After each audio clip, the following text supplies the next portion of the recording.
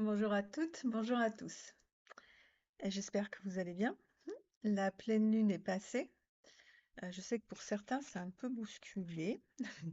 Au niveau du sommeil aussi. Bon, c'est passé. Voilà. Les énergies sont toujours très hautes. Je vous avais dit qu'après le 15 août, ça allait remonter, ça allait rebousculer. Ben voilà, on est dedans. C'est un peu le chaos. Et comme je dis souvent à mes clients, bah, l'important, c'est quoi? C'est de pouvoir danser avec le chaos. Donc, si vous dansez le tango, vous savez de quoi je suis en train de vous parler, n'est-ce pas? Parce que cette expression, je l'aime bien parce qu'elle montre aussi que quelque part, c'est pas en se rigidifiant que l'on peut avancer. La vie nous emmène. Plus vous serez dans je suis le mouvement, plus ce sera facile. Plus vous allez vous rigidifier, essayer de résister à ce qui se passe, et plus ça va être compliqué. Donc, je vous souhaite de pouvoir apprendre à danser le tango, hein, histoire de, voilà, je mets un peu d'humour parce que je sais que c'est assez compliqué en ce moment. Il y a beaucoup de choses qui remontent. C'est un peu, vous savez, comme la bouteille d'orangina, là, qu'on secoue, puis tout d'un coup, il y a la pulpe qui s'éparpille. Bah là, voilà, on est dans ce mouvement-là à l'heure actuelle. Et parfois, ça peut être assez compliqué. Qui m'amène à vous parler d'un sujet que j'ai commencé un petit peu à aborder déjà dans la dernière vidéo, et qui est le prisme par lequel vous regardez le monde. Dans les séances que j'ai pu avoir cette semaine, c'est quelque chose sur lequel j'ai énormément travaillé, c'est-à-dire vous aider à regarder comment et par quel prisme vous regardez le monde. Parce que ça détermine bah, tout le reste finalement. Si votre regard se pose sur le monde par vos pensées, parce que parfois on appelle des pensées insanes, c'est-à-dire des pensées qui ont pour but de vous bloquer, qui ont pour but de vous faire regarder le monde comme un monde dangereux, insécure, fait de tristesse, de colère, bien forcément, si vous regardez le monde par ce prisme-là, bah, c'est ce que vous allez voir. Ça semble un peu logique ce que je raconte et j'espère que du coup, ça va pouvoir aussi faire sens pour vous que dans cette logique-là, vous avez une part. Et votre part, c'est la façon dont vous allez regarder le monde. Or, le monde tel que vous le voyez reflète le prisme par lequel vous le voyez. La peur, la colère et aussi par lequel vous vous voyez. Parce qu'à ce moment-là, lorsque vous avez ces idées de monde dangereux, de monde insécure, de monde qui fait peur, qu'est-ce que ça dit de vous? Que vous êtes une personne qui a peur, qui se sent insécure et qui n'a pas confiance. Je ne sais pas si ça, tout le monde l'avait réalisé, mais en tout cas, je peux vous dire que dans les séances que j'ai pu faire dernièrement, bah, ça fait tilt à un moment donné. Les gens comprennent que finalement, c'est eux, au travers de leur regard, c'est eux qu'ils sont en train aussi de regarder. Donc, c'est important que vous ayez cette conscience-là qui commence de s'éveiller.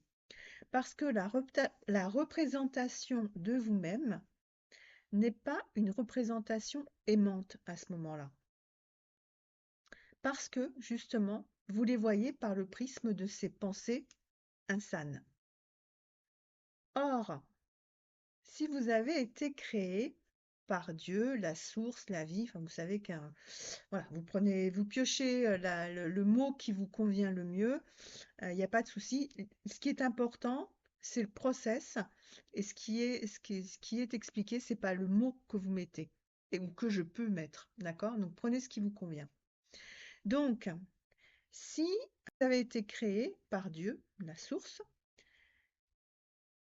Dieu est alors en vous. Il vous a créé, ce sont ces particules aussi qui sont à l'intérieur de vous. Cette âme finalement dont on parle, qu'est-ce que c'est? Eh bien, c'est Dieu à l'intérieur de vous. Si Dieu est en vous, comment pourriez-vous être ce que vos pensées de non-amour vous renvoient? Parce que ça voudrait dire que sinon, Dieu peut être non-amour, puisque vous êtes une part de lui. Dieu peut-il être non-amour dans votre représentation de Dieu? Je ne sais pas si ça commence à...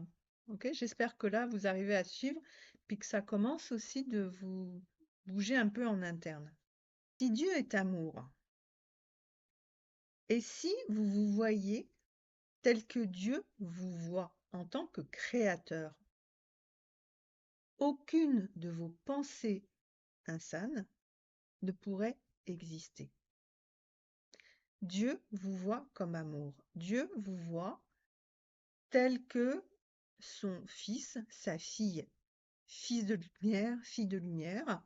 Appelez ça à nouveau comme ça donne du sens pour vous. Mais en tout cas, voilà, c'est ça qui est derrière. Si vous regardez par le prisme de Dieu, le monde ne peut pas être dangereux, vous ne pouvez pas être en insécurité, vous ne pouvez pas être non confiant dans le monde, puisque ce que Dieu vous donne est toujours bon pour vous. Dieu veut vous donner le meilleur. C'est ce que je disais un petit peu dans la dernière vidéo. Si vous déployez une résistance qui s'appelle peur, un bouclier énergétique qui s'appelle peur, comment voulez-vous recevoir tout ce que Dieu veut vous donner? Là, j'essaye pas de vous faire du prosélytisme. J'essaye de vous faire comprendre que derrière tout ça, il y a aussi une forme de logique. Et que dans cette logique, il y a une forme d'illogisme par rapport à vos pensées. Vous ne pouvez pas dire j'ai la foi en Dieu et en même temps être avec des pensées qui vous disent le monde est dangereux. Il y a quelque chose là qui ne matche pas si vous le regardez bien. C'est logique, c'est une forme de logique. Alors après, bien sûr qu'il y a des gens qui vont dire moi je ne crois pas en Dieu. Ok, si vous ne croyez pas en Dieu, croyez en la source, croyez en la vie, croyez en les énergies. C'est pour ça que je vous dis qu'à ce moment-là, vous pouvez mettre tout ce que vous voulez là-dedans. Ok? Néanmoins, moi ce qui m'intéresse, c'est de voir la logique qui est derrière et comment, quand on est derrière nos blessures, eh bien finalement on n'est pas dans une logique qui peut permettre que l'on soit heureux. On entretient alors quelque chose à l'intérieur de nous qui ne nous permet pas d'être heureux. Et ce que j'essaye de faire, c'est de vous démonter votre logique pour que vous puissiez regarder la logique qui est derrière. Les deux ne peuvent pas cohabiter ensemble parce que les deux sont à l'opposé l'une de l'autre. Après, vous avez à faire un choix, bien entendu, ça. Mais déjà, c'est de comprendre le mécanisme qui est sous-jacent. Lorsque vous laissez vos pensées insanes gouverner votre vie, alors ce n'est pas Dieu que vous mettez aux commandes, mais vos pensées insanes, vos peurs, notamment, d'accord? Parce que derrière, bien souvent, quand il n'y a pas d'amour, il y a de la peur.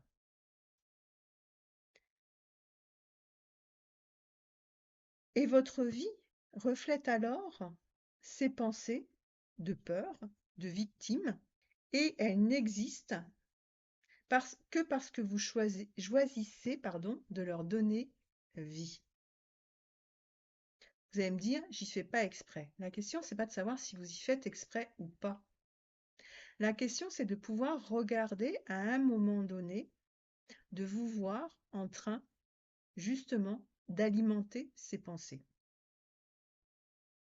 Chaque fois que vous alimentez qu'une pensée de peur, qu'une pensée de colère, qu'une pensée de frustration arrive, vous pouvez aussi vous dire, là, ce sont des pensées que je crée, et en créant ces pensées, je crée le chaos. À partir du moment où vous décidez qu'elles ne sont pas la réalité, mais juste une représentation de vos pensées, alors vous pouvez décider de ne pas leur donner de réalité et de choisir de regarder la réalité par le prisme du divin, Dieu, la source, d'accord? Et voir ce que le divin voit, ce que le divin vous donne. Et là, vous le faites en confiance. C'est ça, avoir la foi. On ne comprend pas toujours tout, mais on avance dans la confiance, pas dans la peur. On avance dans la joie, pas dans la tristesse. C'est ça la différence.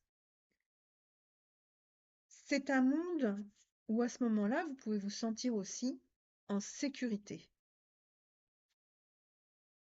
et ressentir la fluidité, la facilité aussi de la vie. Pour ceux d'entre vous qui sont déjà à cette étape de complétude, vous savez ce dont je suis en train de vous parler. Parce que tout d'un coup, et ça peut être du jour au lendemain, tout d'un coup, tout devient fluide dans votre vie. La vie vous apporte ce que vous avez toujours voulu. Vos difficultés financières, tout d'un coup, ouf, vous avez ce qu'il faut qui arrive comme travail pour que tout puisse bien se passer pour vous. Dans vos relations, tout d'un coup, des gens arrivent et la vie redevient agréable. La vie est alors regardée par le prisme du divin et là, tout semble mais tellement plus simple et tellement plus facile. Pour les autres, ceux qui sont encore en train de cheminer puis qui ne sont pas encore dans cette complétude, je voulais faire aussi cette vidéo pour ouvrir une voie en vous, pour vous permettre d'avoir la confiance nécessaire pour aller trouver ce chemin. Et vraiment, l'idée, c'est regarder à quel moment vous êtes avec des pensées limitantes, bloquantes, qui font que à ce moment-là, ouais, vous entretenez, vous, une vision du monde qui, de toute façon, ne permet pas que vous puissiez recevoir ce que vous demandez à Dieu. Donc voilà, j'espère que ça va vous aider. Et puis, si vous avez besoin d'un petit coup de pouce, n'hésitez pas, vous pouvez prendre rendez-vous sophie.coutelier@yahoo.fr. Je vous dis à très bientôt.